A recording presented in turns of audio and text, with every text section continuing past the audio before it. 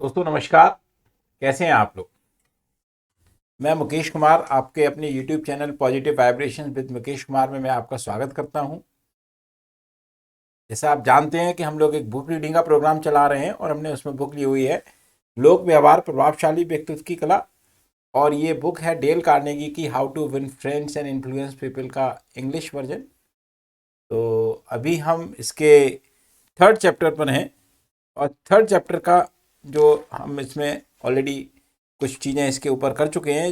जो ये कर सकता है उसके साथ पूरी दुनिया है और जो ये नहीं कर सकता है वह अकेले ही रहेगा। तो दोस्तों जैसे मैंने लास्ट वीडियो में एक बहुत बढ़िया जो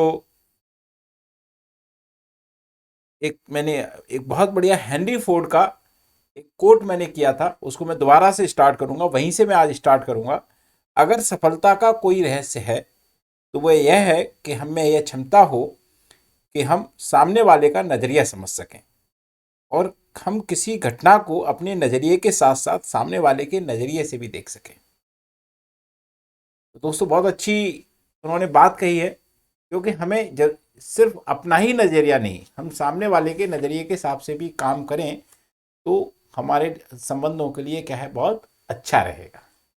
लेकिन ऐसा बहुत सारे लोग नहीं करते, क्या मैं भी नहीं करता हूँगा, लेकिन करते हैं तो बहुत कम करते हैं। इसी से रिलेटेड यहाँ पर एक एग्जाम्पल देंगे। ऐसा आप समझिएगा, आप इमेजिन करिएगा कि आपके पास कोई एक बिजनेस लेटर आया, किसी कंपनी ने या किसी बिजनेस ने आपके पास एक कोई पत्र भेजा। वैसे तो आजकल रिटन पत्र तो नहीं आते, लेकिन फिर भी ईमेल्स वगैरह तो आते ही हैं या मैसेज वगैरह तो आते ही हैं।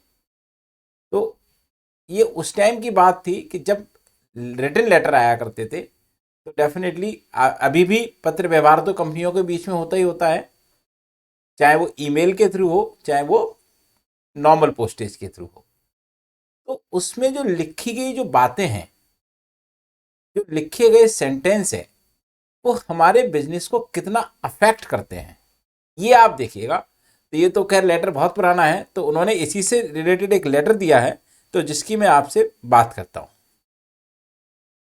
वो एक उदाहरण कहते हैं कि आप जो हैं, जो आपके पास मेल आती हैं या ईमेल की बात कर लें या जो लेटर आते हैं, आप उनमें से पाएंगे कि उनमें से ज़्यादातर लोग कॉमन सेंस के इस महत्वपूर्ण सिद्धांत की अवहेलना करते हैं। कौन से, जो मैंने अभी आपसे ऊपर बात की कि हम सामने वाले के नज़रिए को समझ सकें।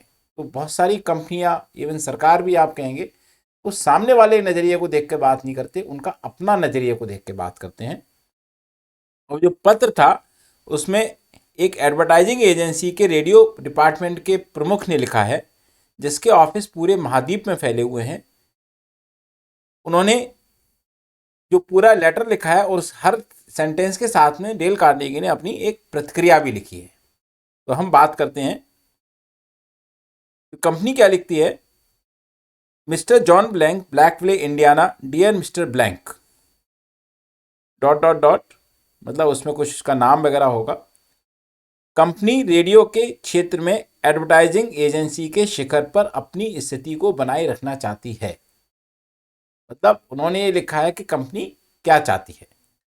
वो लिखते हैं, कंपनी रेडियो के क्षेत्र में एडवर्टाइजिंग एजेंसी के शिखर पर अपनी स्थिति को बनाए रखना चाहती है। मतलब कंपनी अपनी इच्छा बता रही है कि कंपनी क्या चाहती है। डेल कार्नेगी इसके बारे में क्या लिखते हैं, आप ये सुनिएगा। इस बात की किसको परवाह है कि तुम्हारी कंपनी क्या चाहती है। ओबियसली आप देखते होंगे कि आजकल बहुत सारी कंपनियों के फोन आते हैं बेचने के लिए। हम में से अधिकतर लोग क्या होते हैं, इरिटेट हो जाते हैं। वो कहते हैं भाई आप क्या चाहते हैं, इससे मुझे क्या मतलब, आप क्यों मुझे खामखा परेशान किए दे रहे हैं फोन कर करके। आप नॉर्मली ऐसा देखते होंगे। तो वो लिखते हैं, डेल कार्नेगी लिखते हैं कि यदि कोई एक नॉर्मल पर्सन हो तो वो क्या सोचेगा इस लाइन के बारे में। इस बात की किसे परवाह है कि तुम्हारी कंपनी क्या चाहती है। मैं अपनी खुद की समस्याओं को लेकर परेशान हूं। बैंक मेरे घर के कर्ज को फोरक्लोज कर रही है। स्टॉक मार्केट कल नीचे गिर गया। मेरी आज सुबह की 8:15 वाली ट्रेन छूट गई। मुझे पिछली रात को जोन्स परिवार के यहाँ जाने वाले डांस में नहीं बुलाया गया। डॉक्टर कहता है मुझे हाई ब्लड प्रेशर है, न्यूराइटिस और डेंड्रफ भी है। और इसके बाद क्या होता है कि मैं हैरान परेशान ऑफिस से आता हूँ, अपनी डाक खोलता हूँ और वहाँ न्यूयॉर्क में बैठा कोई घमंडी आदमी इस बात की शेखी बगाड़ता है कि उसकी कंपनी क्या चाहती है। बकवास। अगर उसे इस बात का एहसास होता कि उसके पत्र का क्या प्रभाव पड़ेगा तो उसने एडवर्टाइजिंग बिजनेस को छोड़कर शीप डिप बनाने का बिजनेस शुरू कर दिया होता। आप देखिए, हम इस लाइन की तुलना आजकल की डेट में करें, क्योंकि आजकल ज़माना थोड़ा एडवांस है। आपके पास बहुत सारी मेल आती हैं, बिजनेस मेल आती हैं, बहुत सारे एडवर्टाइजमेंट आते हैं, और आजकल तो क्या होता है, ठीक फ़ोन आ जाते हैं। क्या कहते हैं कंपनी वाले, हम क्या बेचना चाहते हैं। कभी वो ये नहीं सोचते कि भाई आपको क्या चाहिए, कहीं आप हमारे फ़ोन से डिस्टर्ब तो नहीं हुए। आपने कभी नहीं देखा होगा किसी फ़ोन करने वाले को किसी ने पूछा हो, सर आप जैसे आजकल की डेट में देखें, एक फ़ोन आएगा सीधे बोलना चालू कर देंगे। ऐसा तो बहुत होता है आजकल, मेरे साथ तो बहुत होता ही है। ठीक है, आप हो सकता है आप लोगों के साथ भी होता होगा, और डेफिनेटली तो वो सीधे क्या बात करना चालू कर देंगे कि हम इस कंपनी से बोल रहे हैं, हम ये प्लान बेच रहे हैं, हम ये चीज़ बेच रहे हैं। कभी आपसे ये नहीं पूछते क्या सर हम आपसे 2 मिनट बात कर सकते हैं, क्या हमने आपको डिस्टर्ब तो नहीं किया। मैं समझता हूँ कि यदि 100 कॉल आती हैं तो उनमें से कोई एक भी व्यक्ति ऐसा होता होगा जो इस तरीके से बात को स्टार्ट करता हो। तो पहले वाली लाइन की जो है आजकल रिप्लेसमेंट किन्होंने ले ली है, जो आज की डेट में जो नई जो टेक्नोलॉजी है उसने। चलिए अब दूसरी हम बात करते हैं। ठीक है, तो आगे से हमें ध्यान रखना है, यहाँ से हमें एक बात क्या सीख मिलती है कि यदि हम किसी व्यक्ति को किसी बिजनेस के लिए बात कर रहे हैं तो सबसे पहले क्या करना है, हमें उससे पूछना है कि क्या हम उसके 1 या 2 प्रीशियस मिनट ले सकते हैं, या डेफिनेटली उसके पास होंगे तो वो आपको दे देगा, नहीं होंगे तो वो आपको कहेगा इस टाइम पे कॉल कर लीजिए। तो मतलब क्या है कि आपने इससे क्या किया, आपने सामने वाले की बात को इंपॉर्टेंस दिया, आपने उसकी परवाह की है, आपने अपनी परवाह नहीं की, आपने उसकी परवाह की है। क्योंकि आप देख सकते हैं कभी भी कोई भी व्यक्ति किसी मीटिंग में हो सकता है या कोई भी हो सकता है। अब हम दूसरी बात करते हैं यहाँ पर, जो डेल कार्नेगी लिखते हैं उस लेटर में क्या लिखी थी। इस एजेंसी के राष्ट्रीय एडवर्टाइजिंग अकाउंट्स नेटवर्क के आधार स्तंभ थे। हम हर साल इतना अधिक विज्ञापन करते हैं कि हम बाकी एजेंसियों से आगे हैं और इस बिजनेस में नंबर 1 है। इस लाइन को दोबारा पढ़ रहा हूं मैं। कंपनी लिखती है हम एजेंसी के राष्ट्रीय एडवर्टाइजिंग अकाउंट्स नेटवर्क, मतलब क्या है कि उस एजेंसी में जितने भी क्लाइंट्स होंगे उनको नॉर्मली अकाउंट्स बोला जाता है बिजनेस की भाषा में, उसका एक नेटवर्क बनाया हुआ था उन्होंने। आधार उसके बहुत आधारभूत स्तंभ थे। हम हर साल इतना अधिक विज्ञापन करते हैं कि हम बाकी एजेंसियों से आगे हैं और हम इस बिजनेस में नंबर 1 हैं। आपने बहुत सारी चीज़ों में देखा होगा, बहुत सारे एडवर्टाइजमेंट में देखा होगा, हर एक को क्या कहता है, वी आर द नंबर 1। आप एक ही क्षेत्र की 10 कंपनियां उठा के देख लीजिए, सब कहती हैं वी आर द नंबर 1। जब सारे नंबर 1 है तो भाई नंबर 2 पे कौन है। ये सोचने वाली बात है ना, कि जब सारे ही नंबर 1 है तो नंबर 2 पे कौन है। कभी कोई अपने आप को नंबर 2 पे नहीं बताता, हम कहते हैं सब हम नंबर 1 पर है। ये तो खैर जनता डिसाइड करती है कौन नंबर 1 पे होगा, कौन नंबर 2 पे होगा।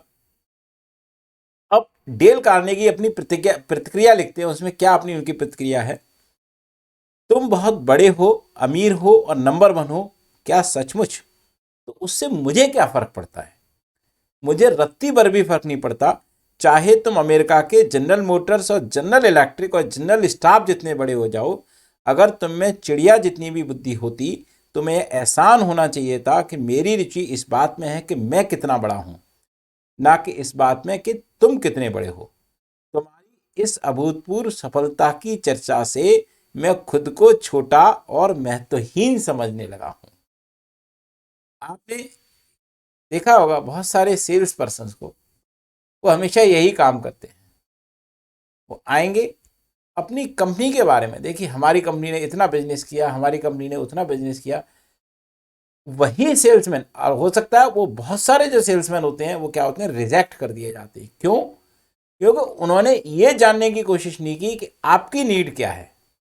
उन्होंने ये करने की कोशिश की कि हम आपको ये बेचना चाहते हैं। उन्होंने लेकिन ये कभी जानने की कोशिश नहीं कि आप खरीदना क्या चाहते हैं, आपकी नीड क्या है। क्योंकि देखिए कोई भी एक सॉल्यूशन हर किसी के लिए नहीं हो सकता। कोई भी एक प्रोडक्ट हर किसी के लिए नहीं हो सकता, हर एक की अपनी नीड क्या है, अलग अलग है। तो जो कंपनियां इस बात का ध्यान रखती हैं कि उसकी नीड क्या है, वो डेफिनेटली क्या होती हैं, बहुत बड़े पद पे, बहुत बड़े आगे बढ़ती हैं। और वो कभी अपना बखान ये नहीं करती कि हम ये हैं, वो क्या कहती हैं कि हम आपकी नीड के अकॉर्डिंगली आपका सॉल्यूशन देंगे। ये बहुत सारी कंपनियों में चेंज आजकल मिलेगा, लेकिन अधिकतर कंपनियां क्या होंगी, वो कस्टमर को छोटा दिखाने की कोशिश करती हैं और खुद को बड़ा दिखाने की कोशिश करती हैं। ये एक सबसे बड़ी कहानी है जो आजकल आपको जो है बहुत सारी कंपनियों में आजकल भी मिलेगी। अब मैं तीसरी लाइन की बात करता हूं जो डेल कार्नेगी लिखते हैं उस लेटर की। हम चाहते हैं, मतलब कंपनी लिखती है, हम चाहते हैं कि रेडियो द्वारा अपने ग्राहकों की ऐसी सेवा करें जो सबसे बेहतर हो। कंपनी चाहती है कि हम अपने ग्राहकों की ऐसी सेवा करें जो बेहतर हो। भाई ये तो पूछ लो कि सामने वाले को आपकी सेवा चाहिए भी कि नहीं चाहिए। ये टैगलाइन ज्यादातर कंपनियों की होती है, लेकिन उससे पहले तो ये पूछो ना कि उसको सामने वाले को जरूरत है भी है कि नहीं। तो डेल कार्नेगी अपनी क्या प्रतिक्रिया लिखते हैं, तुम चाहते हो मतलब सब कुछ तुम चाहते हो। अरे मूर्ख, मेरी इस बात में कोई रुचि नहीं है कि तुम क्या चाहते हो, अमेरिका का राष्ट्रपति क्या चाहता है। मैं तुम्हें आखिरी बार बता दूं कि मेरी रुचि इस बात में है कि मैं क्या चाहता हूं, और तुमने अपने बेवकूफ़ी भरे पत्र में अब तक इस बारे में एक भी शब्द नहीं लिखा है। मैं यहां पर अभी रिसेंटली एग्जाम्पल एक आपको दे रहा हूं। जैसे आप लोगों को पता है कि दिल्ली में एमसीडी इलेक्शन चल रहे हैं, डेली एडवर्टाइजमेंट हो रहा है। अब जैसे जैसे टेक्नोलॉजी चेंज हुई है उसी हिसाब से उनका एडवर्टाइजमेंट का तरीका भी चेंज हो चुका है। पहले आपने देखा होगा बहुत बड़े बड़े बिल बोर्ड्स लगा करते थे, बहुत बड़े बड़े भप्पू लगा करते थे, मतलब आवाज़ बहुत ज़्यादा शोरगुल होता था। पिछले कुछ सालों से शोरगुल कम हो गया है। अब सीधे क्या होता है, व्हाट्सएप पे मैसेज, चलिए ये भी अच्छी बात है, व्हाट्सएप पे मैसेज आ जाता है। लेकिन अब इससे भी बड़ी बात मैंने इस इलेक्शन में क्या देखी कि कैंडिडेट्स ने डायरेक्टली आपको कॉल करना स्टार्ट कर दिया। जैसे आप देखिए कंपनियों के कॉल आते हैं, वो वहाँ पर कॉल सेंटर बना देते हैं, कुछ लोगों को बिठा देते हैं और कॉल कराते हैं। ऐसी इस बार मेरे पास कॉल आए, अब मैं पॉलिटिकल पार्टी का नाम नहीं लूँगा। अब मेरे पास एक कॉल आया, उस टाइम मैं कोई काम कर रहा था, मैंने उनकी बात सुनी, मैंने उनको बोला मैडम हमको जिसको वोट देना वोट दे देंगे, मैंने उसको फ़ोन को काट दिया। उसके बाद उन्होंने मुझे कम से कम 2 बार दोबारा से कॉल किया, जो कि मैंने नहीं उठाया। मतलब तुरंत बाद मैंने उनको बोल दिया कि भाई मैडम अभी मैं व्यस्त हूँ, मुझे आपकी बात मैंने सुन ली है, मैं वोट कर दूंगा जिसको भी करना है, लेकिन फिर भी नहीं। तो मतलब क्या है, ये चीज़ हम में से अधिकांश लोग गलती करते हैं कि मान लीजिए कोई हमारा सामने वाला हमारी बात सुनने को तैयार नहीं है, लेकिन हम उसके ज़बरदस्ती पीछे लगे रहते हैं। इससे क्या होता है कि मान लो वो व्यक्ति आपको जो है, शायद हो सकता है आपकी बात सुन ले, लेकिन जब आपने लगातार उसको 2-3 बार डिस्टर्ब कर दिया तो वो आपकी बात बिल्कुल भी नहीं सुनेगा। मतलब क्या है, हम क्या चाहते हैं उससे फर्क नहीं पड़ता, तो सामने वाला व्यक्ति क्या चाहता है उससे बहुत फर्क पड़ता है। यदि हम इस सिद्धांत को अपना लें तो बहुत सारी चीज़ें हम बदल सकते हैं। चलिए अब इसके आगे की बात करते हैं। कंपनी क्या लिखती है, इसलिए क्या आप, मतलब नाम लिखा होगा, कंपनी का नाम साप्ताहिक स्टेशन की, मतलब आप अपनी कंपनी का नाम, मतलब जिसको उनके क्लाइंट की कंपनी होगी, साप्ताहिक स्टेशन की जानकारी की अपनी विशेष सूची में जोड़ेंगे। बुद्धिमत्तापूर्ण बुकिंग टाइम के लिए विस्तृत जानकारी एजेंसी के लिए उपयोगी सिद्ध होगी। मतलब वो चाहते थे कि वो जो कंपनी जिसके पास उन्होंने लेटर भेजा है वो उनको पहले बता दे कि भाई किस टाइम पर वो उनके साथ में जुड़ना चाहेंगे। अब आप मुझे बताएं, आप खुद ही कॉमन सेंस आप सोचें कि ऐसा कौन सा व्यक्ति है जो बताएगा कि मैं आपसे ये इस टाइम पे जुड़ने वाला हूं। 100 में से एक व्यक्ति होगा, लेकिन 100 में से 99 व्यक्ति क्या होंगे, वो आपको खुद का टाइम नहीं बताएंगे। क्यों? क्योंकि वो अभी डिसीजन नहीं ले पाए। अब डेल कार्नेगी इसके बारे में क्या लिखते हैं, विशेष सूची। विशेष सूची मतलब स्पेशल लिस्ट। तुम्हारी यह मजाल, पहले तो तुमने अपनी कंपनी का गुणगान करके मुझे महत्वहीन होने का एहसास दिलाया कि भाई हमारी कंपनी बड़ी है और आपकी कंपनी छोटी है, और अब तुम मुझसे यह उम्मीद करते हो कि मैं तुम्हारी कंपनी का नाम विशेष सूची में लिख दूंगा। और तो तुमने इस आग्रह के साथ कृपया लिखने का भी कष्ट नहीं किया, सीधे आपने मुझे ऑर्डर दे दिया। फिर उसके बाद कंपनी लिखती है इस पत्र की तत्काल पावती मतलब एक्नॉलेजमेंट तुरंत भेजें और बताएं कि आप वर्तमान में क्या कर रहे हैं। आशा है कि पारस्परिक सहयोग से हम दोनों को ही लाभ होगा। देखिए कंपनी क्या लिखती है, इस पत्र की तत्काल पावती भेजें।